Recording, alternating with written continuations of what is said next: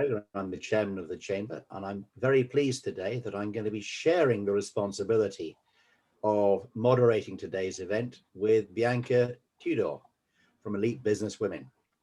A few matters just to start off with. I hope you're free of the snow wherever you are. The snow is not too bad. It's coming down quite heavily here in Bucharest. Today we are live on Facebook, so we will probably find that the audience is much larger than you will see if you're watching us on Zoom. We're also recording today, and we're particularly pleased that, okay, we are, I think, a couple of days late from the 8th of March, I beg pardon. But on the other hand, we're early if you're in the UK and thinking about Mother's Day, which is later this month. So don't forget if you're in the UK about Mother's Day. So today is about diversion and inclusivity. And in particular, speaking as a lawyer, I know my own profession is, I think, more than 50% female now. And I'm very pleased we have another colleague of mine who is a lady lawyer on today's panel.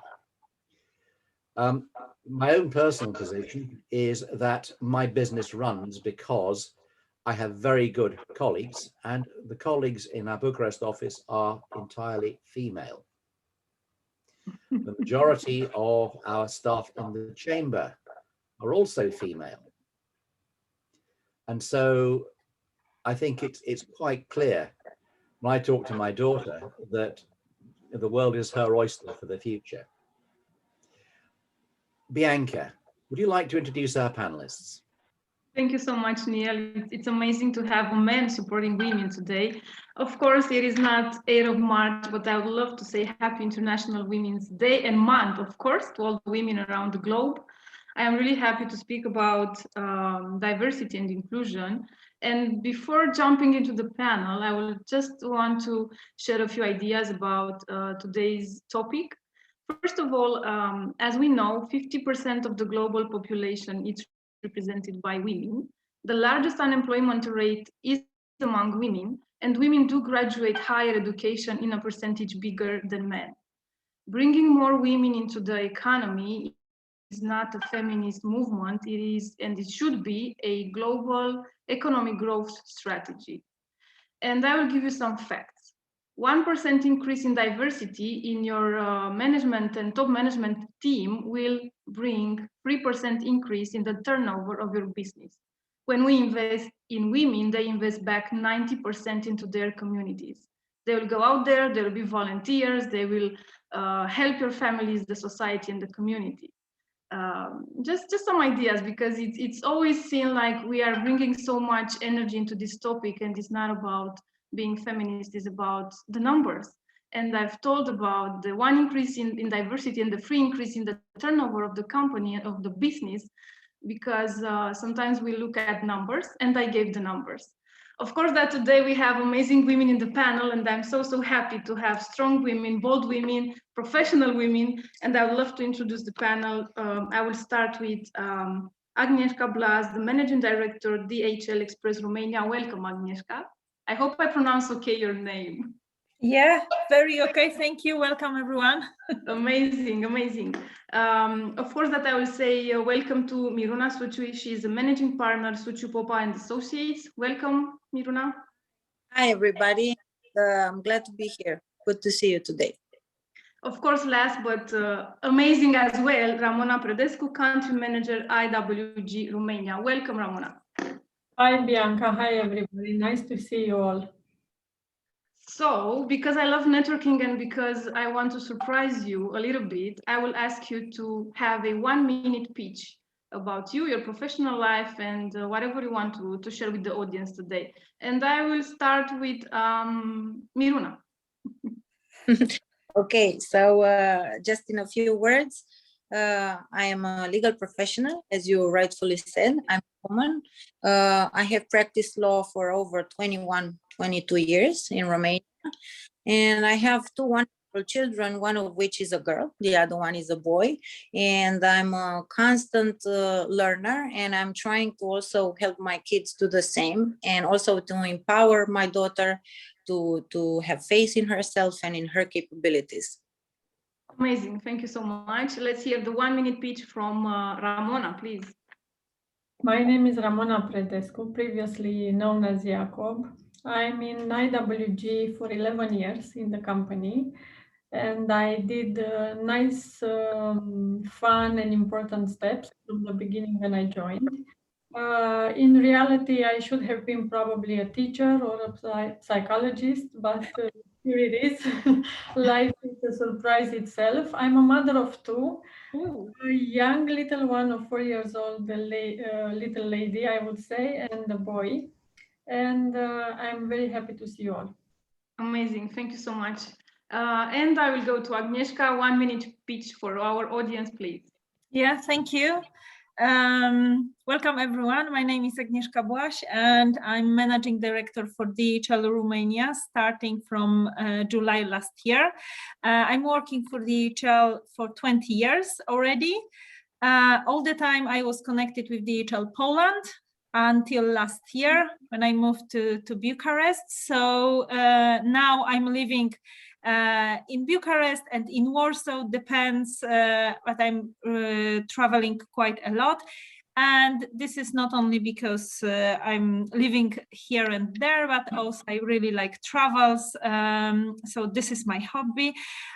Professionally, I'm also mentor and coach, involved in quite a lot of initiatives to support women developed within DHL, but also I'm associated with different organizations, mainly in Poland, supporting women in their development and in their career steps.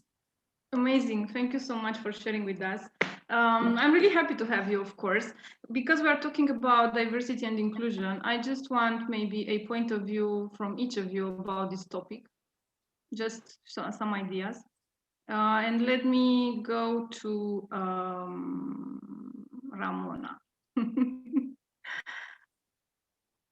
So diversity, it's a very, very nice topic, to be honest. I love the idea because in the company I represent today, IWG, diversity is a key driver for a better performance, or at least this is how we measure it, and this is how we feel.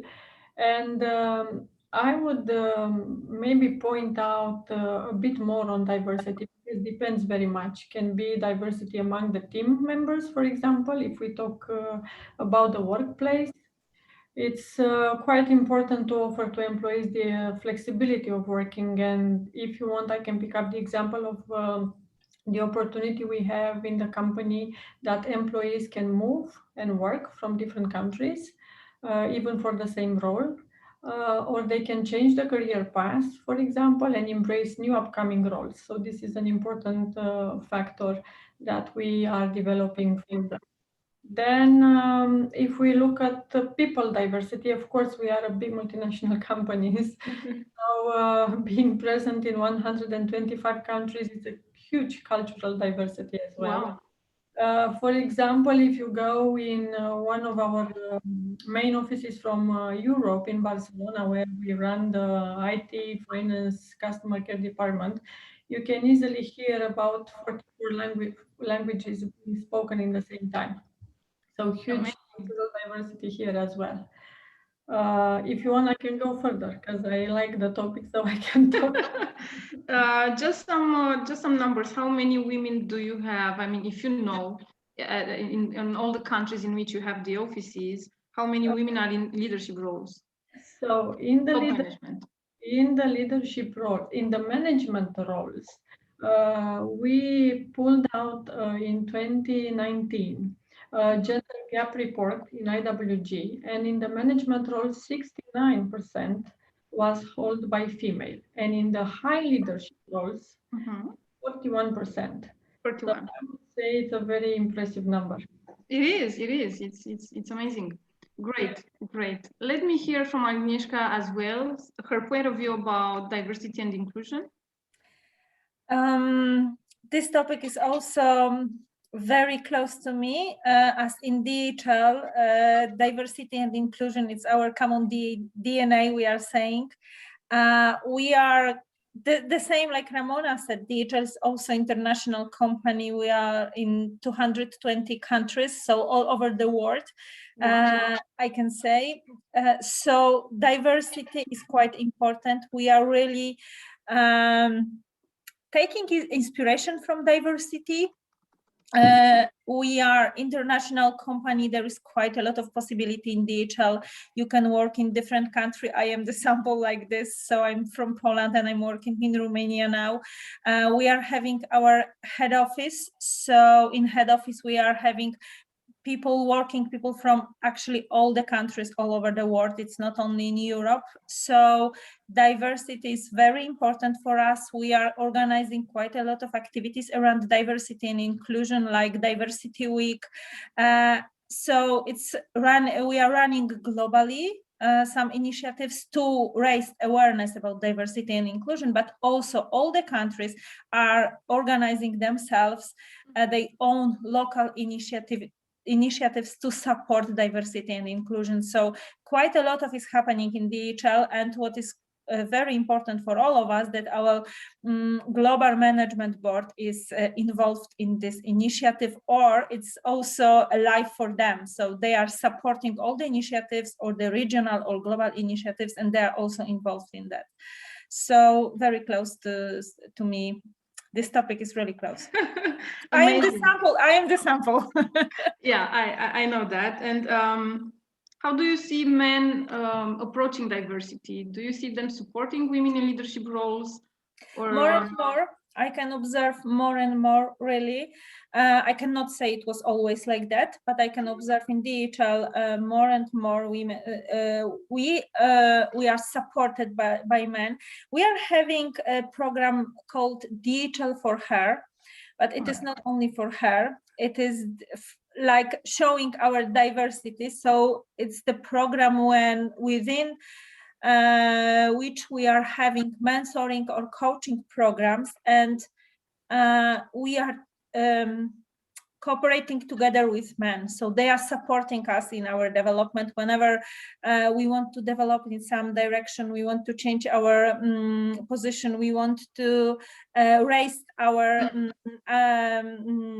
attributes, so we can also be supported by men. They are together with us as a mentor, as a coach for women. So more and more we can see now that we can have support from men. So yeah. This is amazing because we have men supporting women and mentoring women to go into leadership roles. So at a point, they will take up the leadership roles they have in this moment.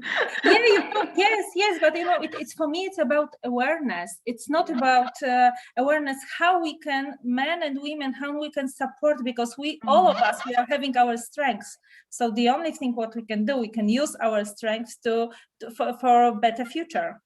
And how we can complement our skills, because we can take the nurturing, let's say, skill of a woman into a team and bring the determination of a man to go for the numbers. And this is the success of the team, of course. Yeah, of course. It's always for the success of the team. Yeah, you're right. Amazing. Miruna, how it is in your company? How do you see diversity? What do you do, or the management team it's doing around diversity and inclusion? Yeah, actually, it's very interesting that, okay, we are a local law firm. We are not an international or national company, but nonetheless, I mean, you find the numbers, and now that I think of them, are quite impressive. I'll let you comment after that, meaning that actually from the total number of our staff, probably over 60%, and especially in lawyers, because of course supporting staff is females. But in terms of lawyers, we have about 60 or over 60% female lawyers working, including myself.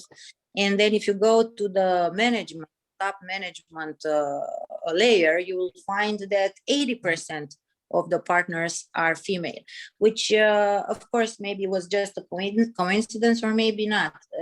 And I'm taking a great pride in that, to have so many female colleagues who are empowered, and we do empower each other to do a really great job. And we're trying to basically always, with so many females, as you can imagine, many of us have children, we do have our families. And so there's lots of roles that we need to juggle with. And that's true for every woman, not just for the lawyer women, of course. But I guess there is more sympathy, at least this is what I'm trying to see whether this is true or not, but I think it is so, that in an environment where there are so many women, and especially women in leading roles, as in the firm that I lead, I think the juggling that women lawyers and professionals need to do is maybe a bit more easier. So we are trying to, of course, take care of our personal lives. We are trying to not get to the workaholic state, and we do look at our colleagues and at least myself, I sometimes go to them and say, look, you're working too much. I mean, you have to go home. This time you have to go home, or maybe work from home a little bit, because obviously we are working from our offices and not remotely. We decided to do that after the state of emergency was over. And so going on vacations or trying to take time off for our children, for our medical, whatever issues we all have, and especially mothers, I mean, and women take care a lot of their families, and we know that. So I wouldn't say it isn't difficult, but we manage to understand each other and to be supportive. And I think this gives a good environment for the men as well, because they obviously being equal in chances and in the treatment means that male also should have the same opportunities, not just women. So this is about the firm. But if I'm looking at the wider environment, legal market, Romania. As you know, or I don't know if you know, but lawyers make up about 25,000 professionals in the whole of the country. Okay. Out of, be surprised to know that 60% is women lawyers. So there's a lot of lawyers, women in this profession. And but then looking at the firms and the larger, medium to large firms, you'll find many women lawyers working and doing a great job, but unfortunately not many of them in the leading roles, not as many.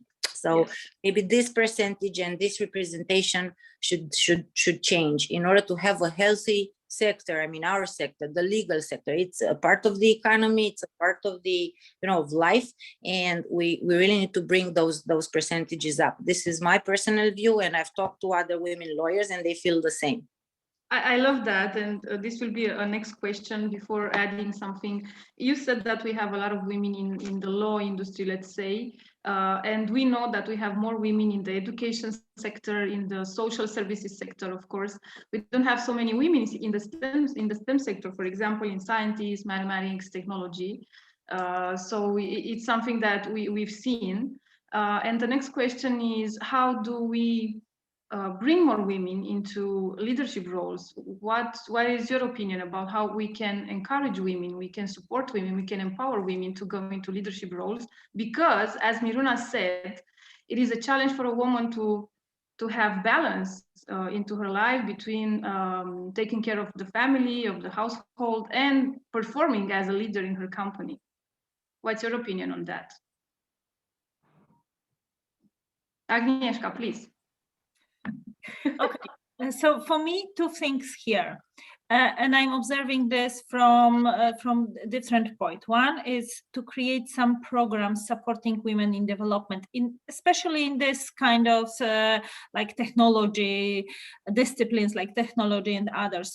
So I think we should start thinking about create some programs that will support them to grow there, like mentoring, coaching, and other whatever it is need for them. So this is one. And whenever we are having such a specialist, women specialist in this kind of disciplines, for me, create the environment for them so that they feel really supported when they need to come back a real home to take care about children. But for sure, women are like that even though they will take care of children, prepare everything what is needed at home, and the evening they will finish their job. So we can be sure that giving them opportunity to take care about families, take care about their children and whatever they need to do, and they will find time to finish their job, to fulfill what they need to do. So for me, all the companies need to think about that, how we can create the environment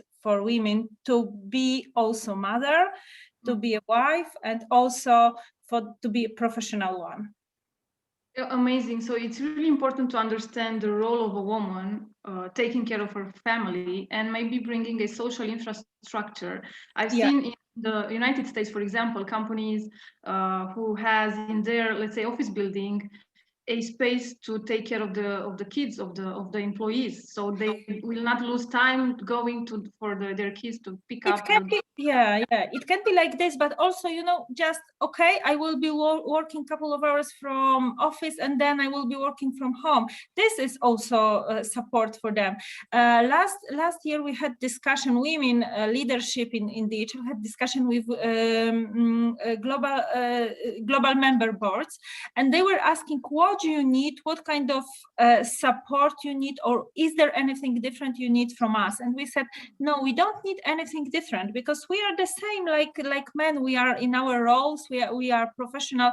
What we need support in such a situation, like I need to come back earlier home because something happens with my children, I need to stay longer at home, or maybe I will be working a couple of hours from office and couple of hours from home. So what we need more flexibility. So this is what we need. This will be really huge support for us. That was the majority of the voice. We don't need anything special. That was our voice. We need like a little bit more flexibility. I love that. Amazing. I will go to Ramona. What do you think we can do to bring more women in leadership roles? I was actually looking at, I don't know if you ladies read the article of Forbes the other days, showing that in Romania 2021, 34% of the women are now managing companies, and we are number 1 in Europe. And if you look back at the numbers few years ago, you can see a huge increase. What I want to underline in here is the fact that these women were here also before, but what we needed, it was courage. And I will point out this thing that companies and in general, we need to encourage other women to step out, not to have fear, to their abilities, because we are really to do multiple things. We are multitasking every day, right? We organize better our time. We organize the house, the kids, the husband, everything. So we just need to be encouraged to be able to do that, and a little bit of support, as we just heard, in some flexible time to be able to take also care of ourselves, because many of the times, or at least in my case, I take care of my family and I'm on the last, you know. I know. On the list. We are never a priority, yeah. Yeah. Important globally to see that women are encouraged, and because I also liked this statistic, I looked a bit at top 500 Forbes, and unfortunately, I hope to see this number change in a couple of years. Only 5% of the CEOs are women, so there is room of improvement. Yeah. I think it's huge, but I will add something like Ramona, you said about Romania, and it is true in digital in Romania, in senior management team, majority of us are women, only 2 men, and the rest are women. So that's true. Hardworking Romanian women, I can see. Yes. I see that. yes, that's true. Okay, thank you so much. I will go to Miruna. What's your takeaways, Miruna? Some conclusions, some ideas you have? I would have some suggestions. Always a lawyer has some legal suggestion. But just, you know, it's very good to encourage. I mean, I'm also a very big supporter of women helping women, and of course with the help of the rest of the other gender, of course, which is needed, and flexibility, and trying to understand our needs and our multiple roles, which is something everybody is not disputing any longer. But I think that looking at the numbers, okay, the situation is getting better, but as Ramona said, and my colleagues before, that the number of CEOs is very slowly increasing, and it's very, very low. And we're not just about CEOs, we're taking this as an indicator. It can be called any other, I don't know, this position can be called anything else. So we're talking about leadership positions. And what my suggestion would be, and other countries are taking steps to do that, not many, but still there are a few. Look at Germany, look at France. They passed laws in order to have at least a number of females in each board of directors. Of course, in listed companies for the moment, not companies, but that's a very good step ahead. And I think this type of, usually I don't believe in, forcing or coercing if you want to have a good, let's say, outcome or a favorable and widely accepted outcome in the society.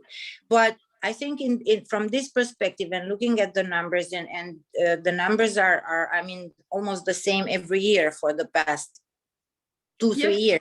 The situation is improving, but not as steady as we'd like. And also given the fact that this inclusion of women in leadership is not just a social necessity, right? It's not just an emotional necessity for women to be empowered and to be able to fulfill their dreams and their capacities, but it's also an economic, as we said earlier, an economic strategy for the better, okay, for performance and for better results. So I think we should do that, and we should kind of try to have this type of initiatives and raise awareness, and also bring this type of legislation and work around it in Romania as well. I think it would have very, very positive results and very pragmatical ones. Actually, you've touched a sensitive topic, because in 2014, I think, I was part of the Equality Pay Solve project from the European Commission. And as we know, or maybe we don't know, they had an amendment to have 40% women in board position by 2020. We are in 2021. Of course, we don't have. France did that. France is the only country that did that, and they do have 40%. I mean, this is the requirement. Yes. And the percentage, it's not a given number, but at least one, as Germany is doing. They're mandating that in any boards of listed company there be at least one. Yes. Which is quite insignificant, but it means we are coming a long way. Yes, which brings me to a very sensitive topic as well, and I will ask our male colleague in the panel, Neil, to jump in. What do you think about positive discrimination? I've heard that from men, saying that with all these amendments, all these female empowerment movements to bring women in board position, is like, I have to take a woman. And sometimes I feel that she's not qualified to be in my board, but I have to take it because it's a law. So what do you think about positive discrimination, Neil? Well, here I can say, I sit on the board of a listed company on the Bucharest Stock Exchange. And one of my colleagues, another non-exec director, is a lady. And we are very lucky to have her on the board. She makes a huge contribution. Now, I would say that if you are mandated to have at least one female member of the board, if you can't find an appropriate person, you're really not trying to look for the right people. There should be no reason at all why you can't find one person who is an appropriate person to sit on the board.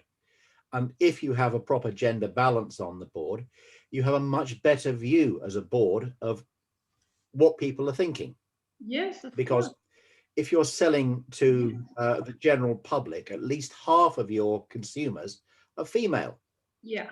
And so it's common sense. Yeah. I would say a question I'd ask similarly for you. 100 years ago, we might be having a debate. Is it a good idea to give the right to vote to women? Now, no one even thinks about that nowadays. Yes. Will we be having this conversation in 10 years' time, do you think, about the inclusion of women on boards of public companies, in leadership positions in business? Certainly I found, I would say also, do you feel that this recent pandemic has been, should we say, a disruptor in the change towards having working hours aimed at, if you wish, men, and the man's timetable, and allowing more inclusion of not just women, but single parents in taking a full part in running businesses, in running countries? Actually, the pandemic has been affecting a lot women because they had to be more at home, and a lot of them had taken the thought of giving up to their job because they had to be there for their families. And it is a study. I don't have the numbers now, but I will look for it and I will send it to you. But actually today, I was reading an article about women in COVID time or in this pandemic time. And in this article was said that women in the pandemic time were coping with the situation of working from home much better than men.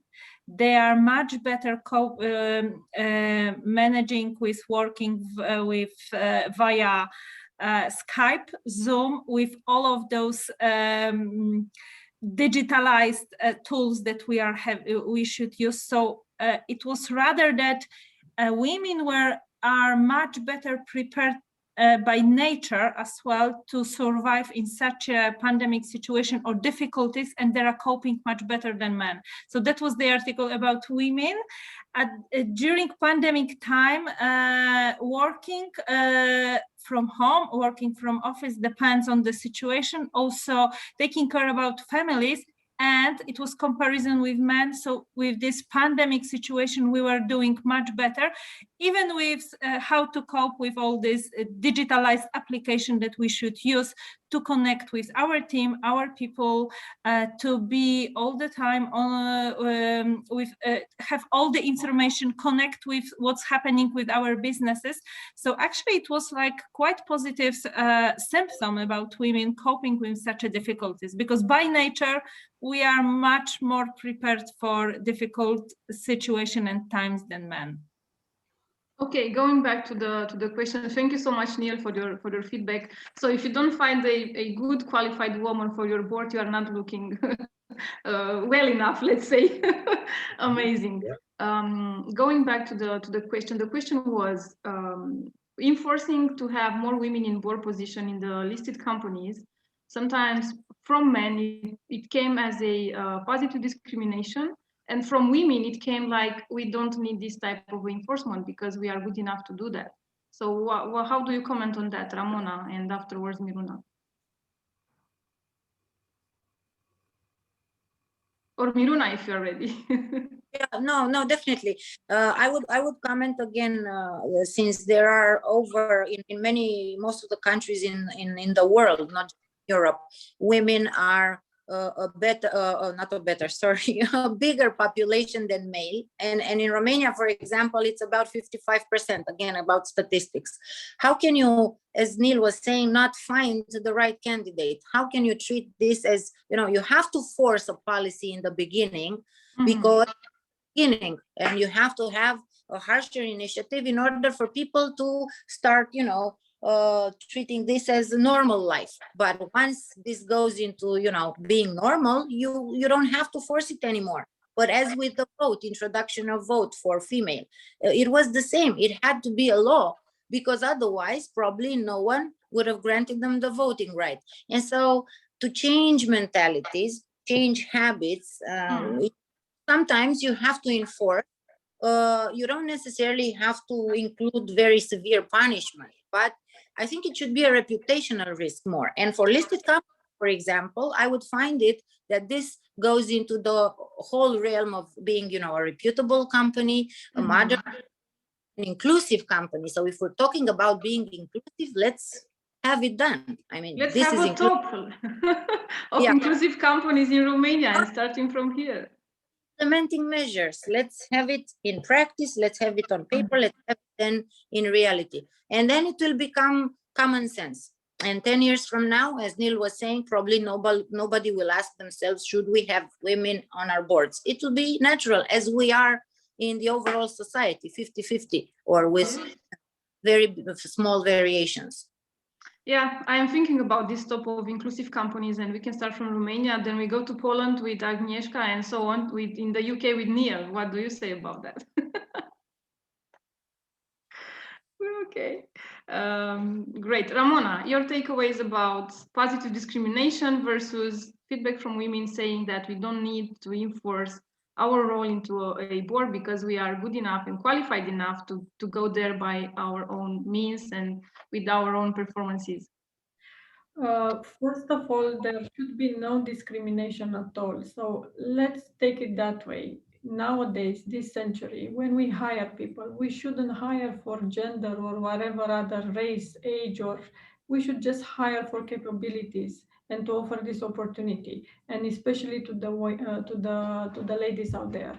And also regarding this women being equal to men, I would point out something quite sensitive.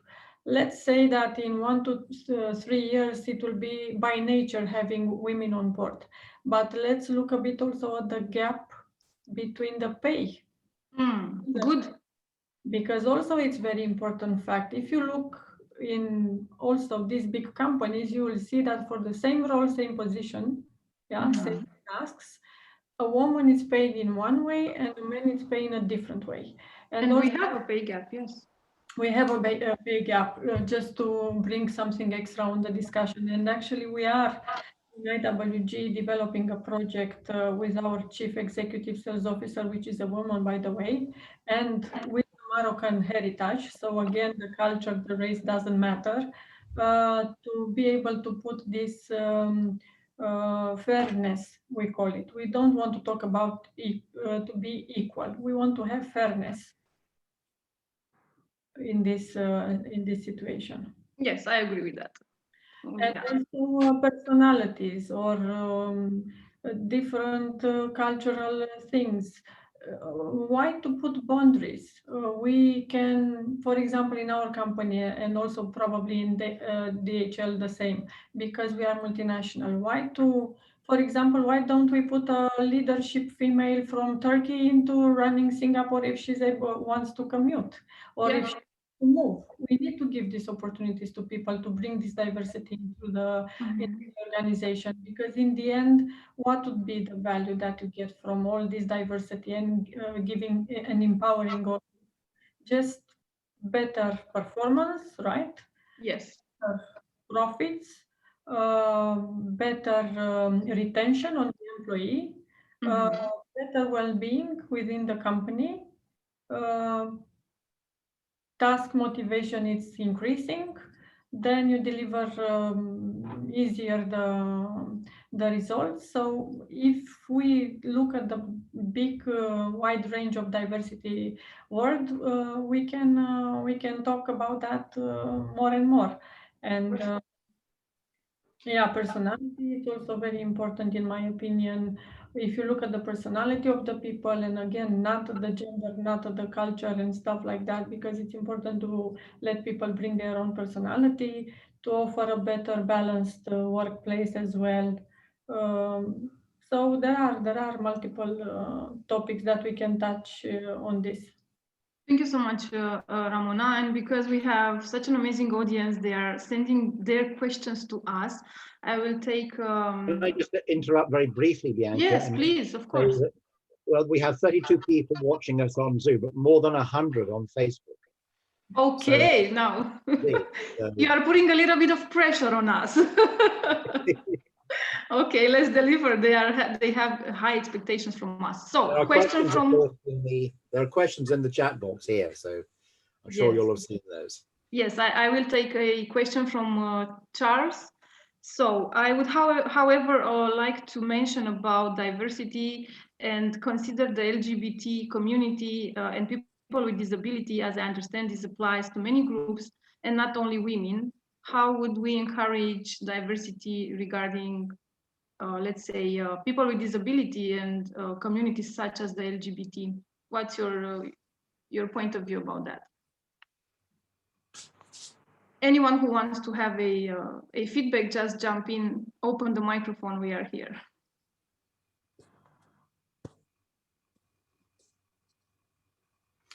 What can I just say, in my view, when hiring, factors that are not relevant to a person's ability to do the job shouldn't be taken into account. End of story. Yes, I totally agree with that, even though we have a lot of people who are being discriminated in the workplace because they are in this group of people.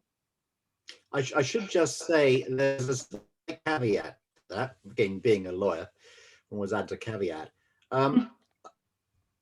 businesses need to find good people.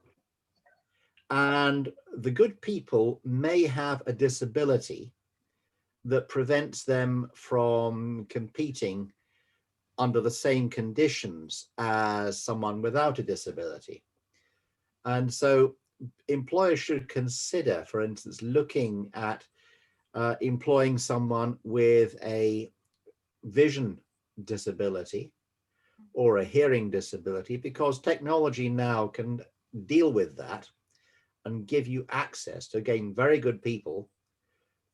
The fact that you may not be able to see a screen shouldn't be an issue anymore. Obviously, many businesses are, as you've mentioned, working online like this. Whether you can walk, whether you're in a wheelchair, makes absolutely no difference to this kind of position and this kind of job. Yeah. So again, I'd say to employers, look at what people can do. And even if it requires a certain amount more investment in facilities, consider that, because it may give you a far greater return upon getting access to the right person. Yes, amazing, amazing. Thank you so much, Neil. Agnieszka, you were about to jump into the Yeah, panel. and I'm actually agree with what Neil says, that it shouldn't be an issue if we are having LGBT person or if it's like disabled person, because we should look at their professionalism, rather knowledge, professionalism, and what they can bring to our company, rather for their gender or religion or whatever it is. So it shouldn't be a topic for us. But I would add also that pandemic situation also gives a possibility to work from home, so which is now much easier considered by employers or companies or even big companies. We are in DHL working from home. Majority of people are still working from home, and it is possible. So we can use those disability also to contribute to our company. They don't have to come to the office because they can work. We can organize mobile working. So this kind of stuff, I think now pandemic also gives us much more opportunity to support this kind of people. Totally agree with that. Some other ideas from Ramona or Miruna? An example from inside Romania IWG.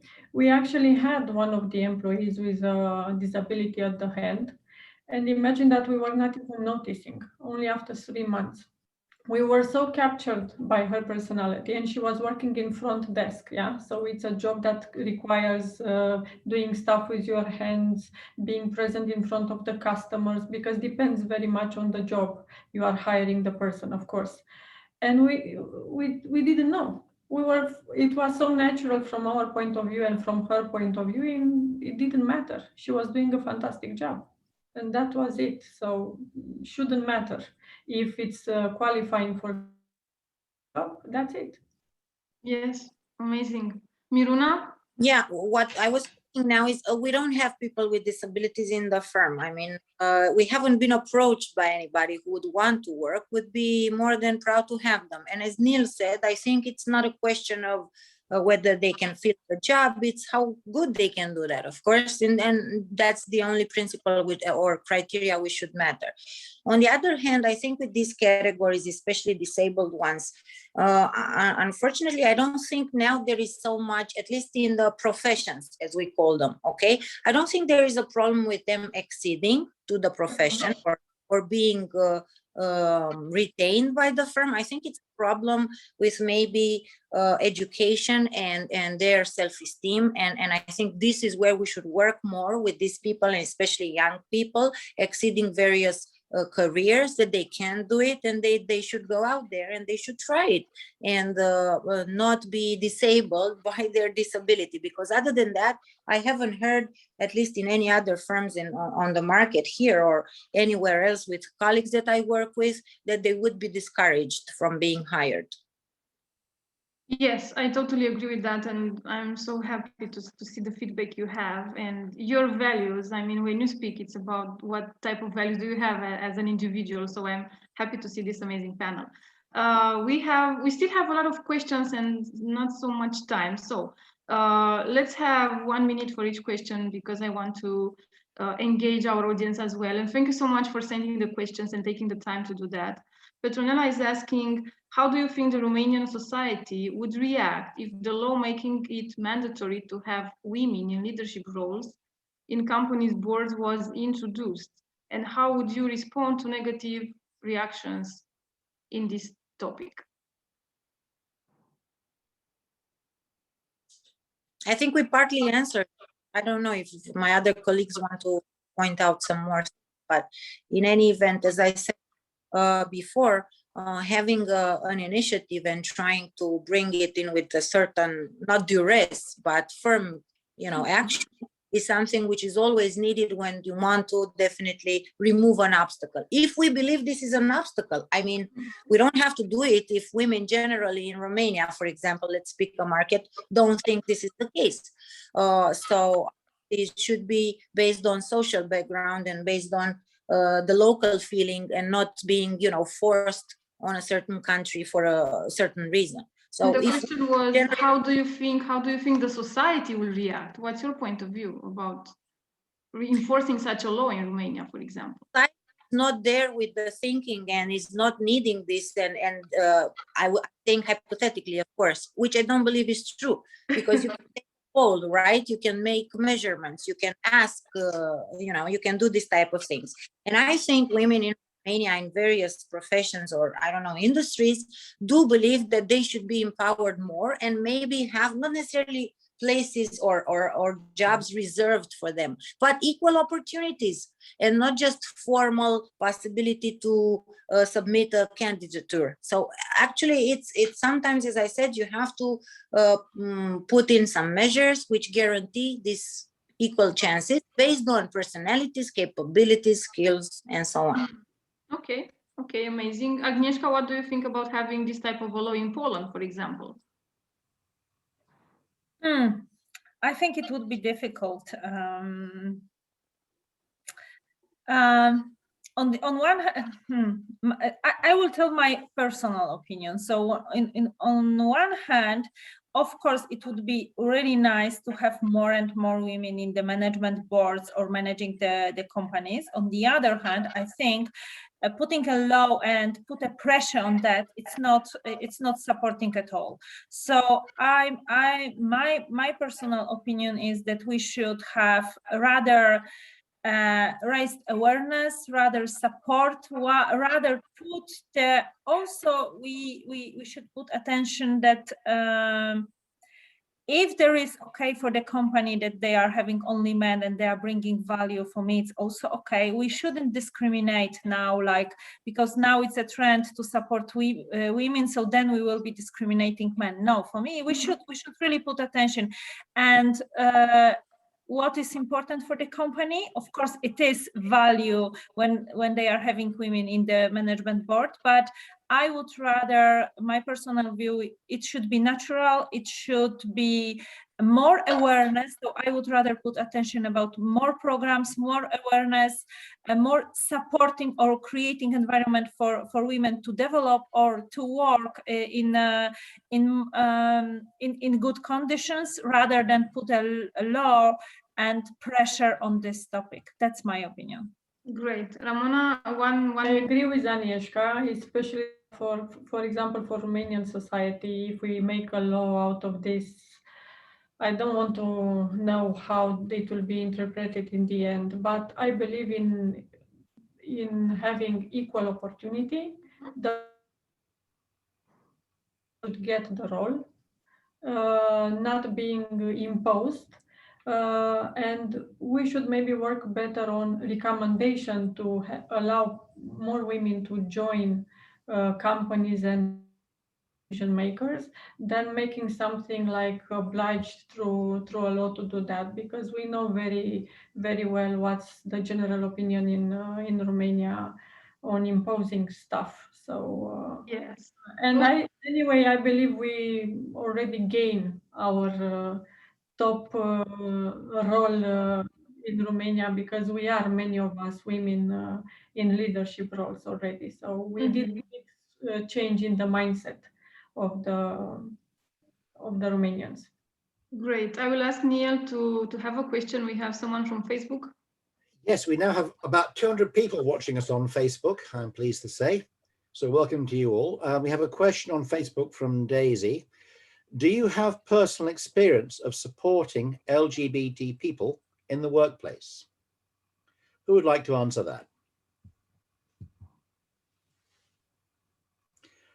I can say that I don't know if we can say supportive, but in DHL, either in Poland and in other countries as well, we had such a people working for us on different position. And actually, I don't know if we can say support, but actually there is, for us, there is not topping the gender. Absolutely no, if there are LGBT or not. They are working, we are only looking at what kind of value they can bring to our DHL society. So I don't know if it's like supporting, but if someone is LGBT, it's not the actually question to hire this person if this person is really good and have the qualifications. So if we can call this support, it is support because we are not looking if people are LGBT or the religion or whatever it is, or even the different color of the skin. It doesn't matter. We are having quite a lot of people in different countries from different other countries. So if we can call it support, this is support. Is maybe a bit.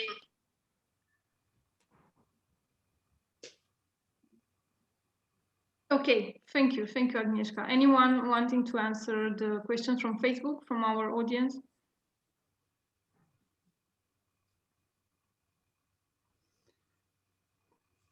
If not, I have another question in the chat box, and I love that from Julian Ionitsa. Thank you for sending. What are the existing internal programs for diversity and inclusion we have in the companies represented here in the panel?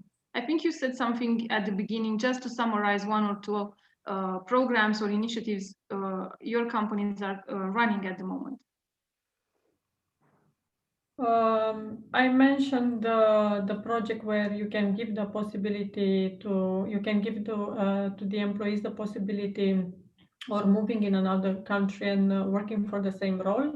Another one is to allow employee to step out from the current role for a couple of months and join some project-based ideas that the company is developing, and this gives them also the opportunity to show up other capabilities they have, gives the opportunity to step out from the line and show that they can do better things. So this is another program that we are launching this year for all IWG employees. One of the projects I mentioned at the leadership level was to reduce the gender gap pay. It's very important topic for our leadership, especially that we have leadership females in our organization. Then we allow people to take leadership roles from different countries and working remotely. We have right now Singapore being run by a Turkish gentleman, and he works remotely, so you can even do that, especially now with remote work.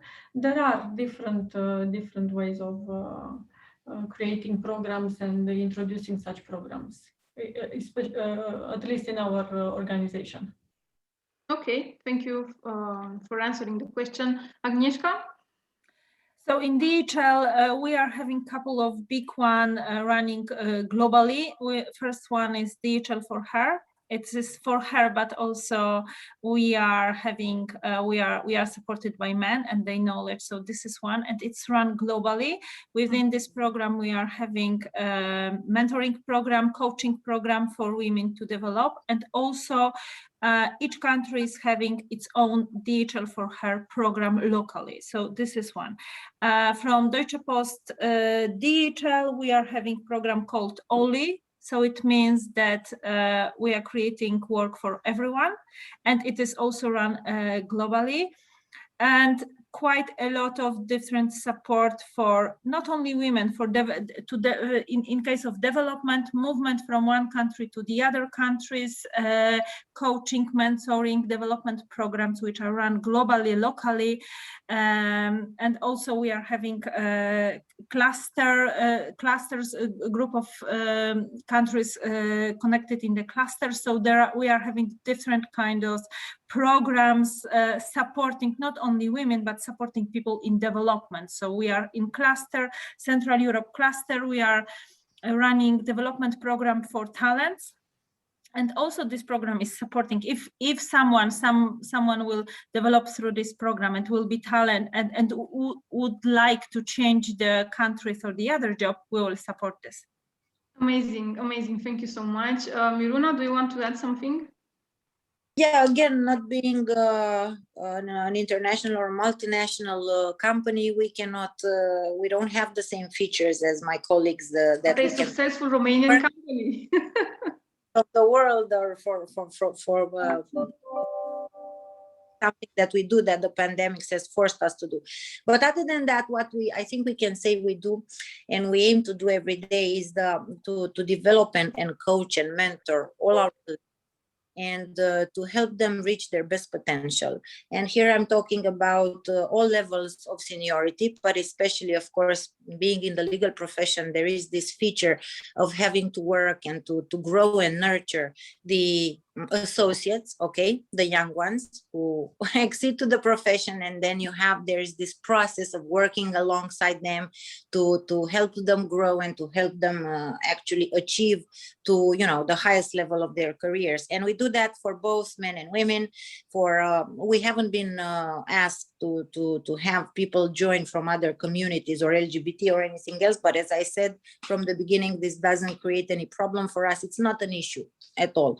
So I think this is one of the things we do. One of the important things, and maybe because we are also a local company and a smaller one than a multinational, of course, we don't have a gender gap pay, which is excellent, I think.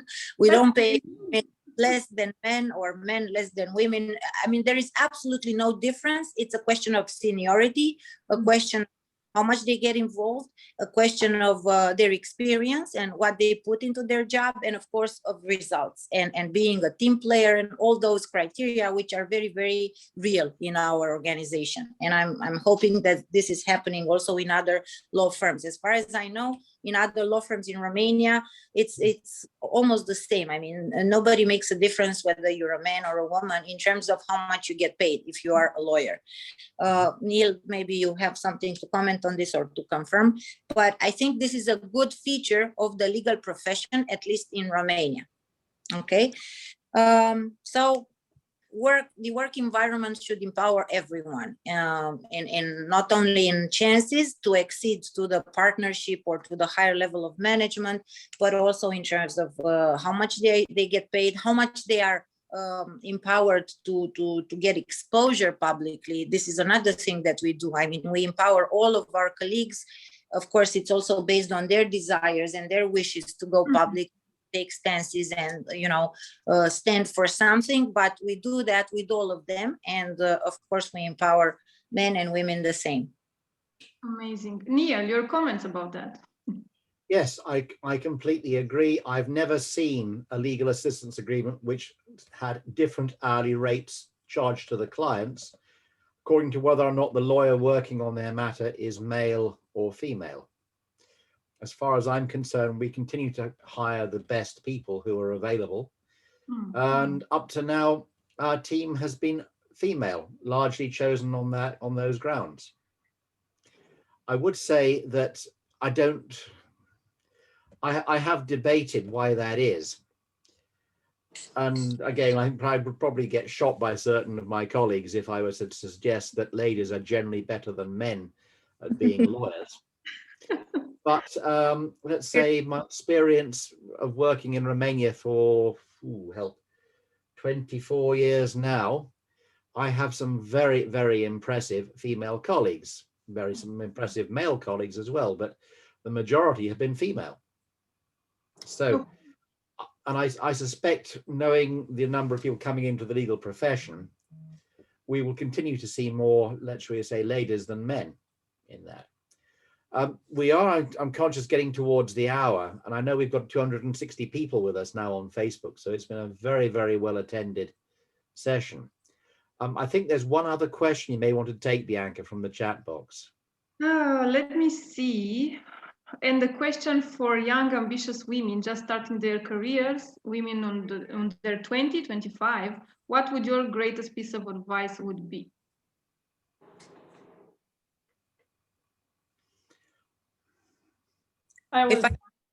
Please, Ramona. Because I started my career at 19 years old. Me as well. Tough times, but I would recommend to the person, to the young lady, to have courage to step out, to believe in her power, to learn every day something new, to be able to progress in what she does. And another personal, like mother advice would be not to be afraid to have a family and giving up a family because of the career or the other way around. I love that. Balance. Great. Because we can work together very well. Amazing. Agnieszka, please. I can agree with all Ramona says, and I will only add, ask for help, ask for support. Do not do everything alone. So this is everything what Ramona said, plus don't afraid, ask for help. We are here to support. Great, amazing. Miruna? Yeah, what else can I say? I think my female colleagues said it's best. Just to add one point, if you are in the legal profession, again, I think it's a good place to start. Firms usually support themselves on the younger generations. This is something we have to do, and this is widely embraced. And I think go out there, be bold, learn all the time, and you'll find great supporters around you. And this is very, very important, not only for the profession, but for you growing up as a person, as a human being. And not be afraid of making mistakes, because there's no way you can learn. And I'm pretty sure that this is true in any job, not just the legal profession. Amazing. Thank you so much, Miruna. What I would love to say at the end, and then I will give back the floor to Neil to wrap it up, is that we had an amazing 1-hour panel, and I have this amazing idea that we should have a, let's say, incentive for companies who are bringing more women in leadership roles in Romania.